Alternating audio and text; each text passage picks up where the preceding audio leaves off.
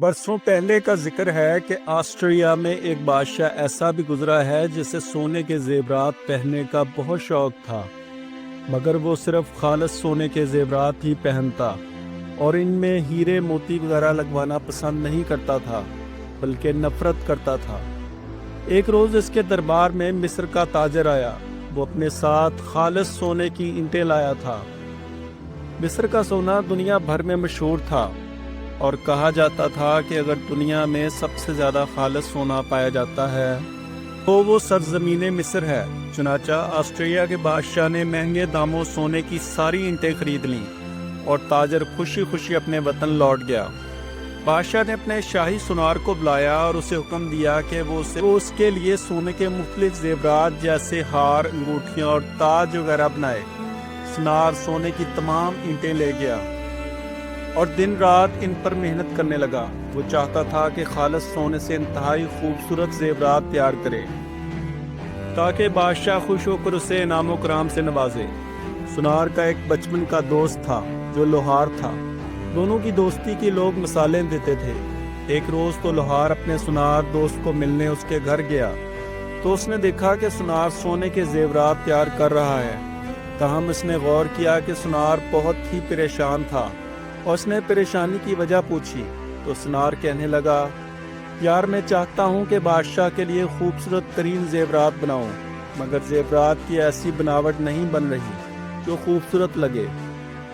لوہار sonar کی بات سن کر ہنسا اور کہنے لگا، دوست تم خامخواہ پریشان ہو رہے ہو، اگر تم کہو تو میں تمہاری کچھ مدد کر سکتا ہوں۔ ہاں دوست، میں بھی تم سے یہی کہنے والا تھا، کیونکہ میں جانتا ہوں تم چیزوں کو بہت خوبصورت بناوٹ دینے میں ماہر ہو۔ تم سونے کی آدھی اینٹیں لے جاؤ اور ان سے خوبصورت زیور تیار کرو۔ میں وعدہ کرتا ہوں کہ بادشاہ سے ملنے والے انعام میں آدھا حصہ تمہیں دوں گا۔ لوہار بہت خوش ہوا اور اپنے سونار دوست کا شکریہ ادا کرتا ہوا سونے کی آدھی اینٹیں اپنے ساتھ گھر لے آیا۔ ایک ماہ کی محنت کے بعد لوہار اور سونار دونوں نے اپنے اپنے ہنر کے مطابق خوبصورت زیورات تیار کر لیے۔ بادشاہ کو لوہار کے بنائے ہوئے زیورات کی بناوٹ زیادہ اچھی لگی، اگرچہ وہ یہی سمجھ رہا تھا کہ سارے زیورات سونار نے بنائے ہیں۔ اس نے سونار کو کافی بڑا انعام دیا۔ سونار نے وعدے کے مطابق آدھا انعام اپنے لوہار دوست کو دے دیا، جو بہت خوش ہوا۔ کچھ عرصے بعد حالات کچھ یوں ہوئے کہ سونار تو جیسے پہلے تھا ویسا ہی رہا، مگر لوہار کی قسمت چمک اٹھی اور وہ کافی امیر ہو گیا۔ اس نے ایک بڑا گھر بنوایا اور زندگی کی ہر سہولت سے گھر کو سجا دیا۔ اس نے کئی ملازم بھی رکھ لیے تھے۔ سونار اپنے دوست کی کامیابی پر خوش تو بہت تھا، مگر اسے سمجھ نہیں آ رہا تھا کہ دنوں میں ہی اس کے پاس اتنی دولت کہاں سے آئی۔ ایک سال بعد مصری تاجر دوبارہ آسٹریا کے بادشاہ کے دربار میں خالص سونے کی اینٹیں لے کر آیا تو بادشاہ نے پھر اتنی ہی اینٹیں خرید لی جتنی اس نے پچھلے سال خریدی تھی۔ اس نے پھر سونار سے خوبصورت زیور بنانے کے لیے کہا۔ اس بار سونار نے لوہار کو اپنے ساتھ نہ ملایا، کیونکہ اس کے پاس تو پہلے ہی کافی دولت آ چکی تھی، مگر سونار اس کے مقابلے میں کافی غریب تھا۔ اس کے دل میں بھی امیر بننے کی خواہش پیدا ہو چکی تھی، اس لیے اس نے اکیلے ہی بالکل اسی طرح کے زیورات بنائے جو پچھلے سال بنائے گئے تھے، یعنی کچھ لوہار کی بناوٹ والے اور کچھ اس کی اپنی یعنی سونار کی بناوٹ والے۔ بادشاہ جانتا تھا کہ زیورات کی بناوٹ پچھلے سال والی ہے، مگر اس نے دوبارہ پسند کیا اور پھر ایک بڑا انعام سونار کو دیا۔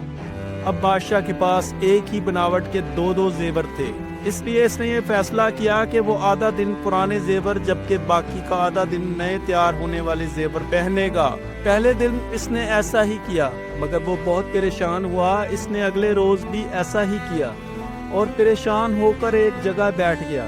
وزیر نے بادشاہ کو پریشان دیکھ کر وجہ پوچھی تو اس نے بتایا، اگرچہ پچھلے سال والے اور اس سال والے زیورات بناوٹ کے لحاظ سے ایک جیسے ہیں اور ان کے لیے میں نے سونا بھی برابر دیا تھا، مگر مجھے محسوس ہوتا ہے کہ پچھلے سال والے زیورات کا وزن نئے سال والے زیورات کے مقابلے میں کافی کم ہے۔ وزیر نے بھی تصدیق کے لیے زیورات پہنے تو اس کو بھی کچھ شک ہوا۔ انہوں نے شہر کا ایک مشہور سونار کو بلوایا اور اس سے زیورات کا وزن کرنے کو کہا۔ اس سونار نے بھی تصدیق کی کہ پرانے زیورات کا وزن نئے زیورات کے مقابلے میں کافی کم ہے، اگرچہ دونوں کی بناوٹ بالکل ایک جیسی ہے، مگر اس سونار نے کافی غور کرنے کے بعد بتایا پرانے زیور پتلی چادر کی صورت میں ہیں، جبکہ نئے زیورات بھرے ہوئے یعنی بغیر کسی سونے کی چادر کے ہیں۔ شاہی سونار کو بلوایا گیا۔ وہ خود بہت حیران تھا کہ 1 سال بعد وزن میں کمی کیسے واقع ہو گئی، مگر پھر جلد ہی اسے لوہار کی بے ایمانی کا علم ہو گیا۔ وہ بادشاہ کو لوہار کے متعلق بتانا چاہتا تھا، مگر اسے ڈر سے کہ بادشاہ اس سے مزید ناراض ہو جائے گا چپ رہا۔ بادشاہ نے سونار کو سزائے موت سنا دی اور 1 ماہ کے لیے قید خانے میں بند کر دیا۔ لوہار کو بھی سارے واقعے کا علم ہو چکا تھا، مگر وہ خوش تھا کہ کسی کو بھی اس پر شک نہیں ہوا۔ بادشاہ کا وزیر کافی ذہین شخص تھا۔ وہ 2 دن تک اپنے آپ سے لڑتا رہا اور ایک بات پر غور کرتا رہا کہ سونار بے ایمان ہوتا تو دوسری بار بھی وہ سونے میں ہیر پھیر کرتا۔ چنانچہ وہ ایک رات چپکے سے قید خانے میں گیا اور اسے حوصلہ دیتے ہوئے ساری حقیقت بتانے کے لیے کہا۔ سونار نے لوہار کی بے ایمانی کے متعلق سب کچھ بتا دیا۔ وزیر نے اس سے وعدہ کیا کہ وہ اصل مجرم کو منظر عام پر ضرور لے آئے گا۔ اگلے روز وزیر نے بادشاہ کو بھی اس حقیقت سے آگاہ کیا، مگر بادشاہ نہ مانا کیونکہ سونار کے پاس اپنی سچائی کے لیے کوئی ثبوت نہ تھا۔ وزیر نے کہا کہ وہ اصل مجرم کو بے نقاب کرے گا۔ بادشاہ نے اسے اجازت دے دی۔ چنانچہ وزیر نے شاہی خزانے سے کافی زیادہ سونا حاصل کیا اور ملک بھر میں منادی کرا دی کہ خوبصورت زیور بنانے والے سونار وغیرہ دربار میں حاضر ہوں۔ اگلے روز 10 سونار اور مکار لوہار بھی موجود تھے۔ اس نے خود کو جوہری ہی متعارف کرایا۔ وزیر نے پرانی بناوٹ کے زیور جو لوہار نے بنائے تھے وہ سب کو دکھائے اور سب کو ایک جتنا سونا دے کر کہا کہ بالکل اسی طرح کے 2 زیور بنا کر لاؤ۔ تقریباً ہر ایک کے حصے میں 10 کلو سونا آیا تھا۔ سب سونار سونا لے کر چلے گئے اور پھر 20 روز بعد زیورات لے کر دربار میں حاضر ہوئے۔ بناوٹ کے لحاظ سے سب کے زیور ایک جیسے تھے، مگر لوہار کے بنائے ہوئے زیورات کا وزن کم تھا۔ جب ان کی بناوٹ کا جائزہ لیا گیا تو پتہ چلا کہ اس نے بڑی مکاری کے ساتھ بناوٹ میں پتریاں استعمال کی ہیں اور بناوٹ کے اندر والے حصہ خالی ہے۔ وزیر بادشاہ سے کہنے لگا، عالی جا، آپ نے دیکھا کہ 10 سونار کے زیورات کا وزن تو ایک جتنا ہے، مگر لوہار کا کم ہے۔ اس نے جس چالاکی سے زیورات کے سونے میں بے ایمانی کی ہے وہ کوئی لوہار ہی کر سکتا تھا۔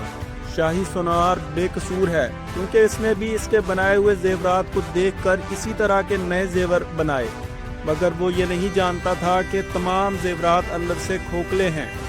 بادشاہ غصے سے گرجا تو لوہار نے اپنے جرم تسلیم کر لیا۔ بادشاہ نے سونار کو رہا کر دیا اور پھر جلاد سے کہہ کر لوہار کا سر تن سے جدا کر دیا۔